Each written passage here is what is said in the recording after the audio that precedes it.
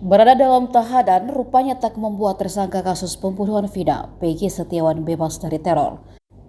Seperti yang baru saja terungkap, jika Peggy sempat didatangi dua sosok misterius di dalam penjara. Peggy didatangi pada malam hari di penjara Polda Jabar. Kejadian tersebut diceritakan oleh ayah Peggy, Rudi Irawan, dalam tayangan TV swasta. Dia menjelaskan bahwa Peggy merasakan hal aneh ketika suatu malam dia didatangi sosok misterius. Dua orang misterius tersebut meminta Peggy menandatangani sebuah berkas yang disodorkan. Adanya permintaan itu juga disertai dengan pemaksaan. Bahkan Peggy sendiri juga tidak diperbolehkan untuk bertanya. Ketika Peggy bertanya maksud dan tujuannya, dua pria misterius ini mengaku bermaksud membantu Peggy. Mereka mengaku kepada Peggy sebagai utusan dari kuasa hukum bernama Ibu Yanti.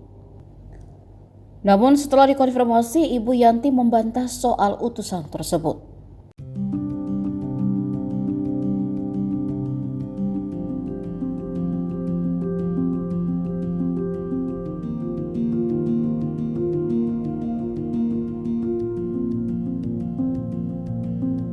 Download Tribun X sekarang, menghadirkan lokal menjadi Indonesia.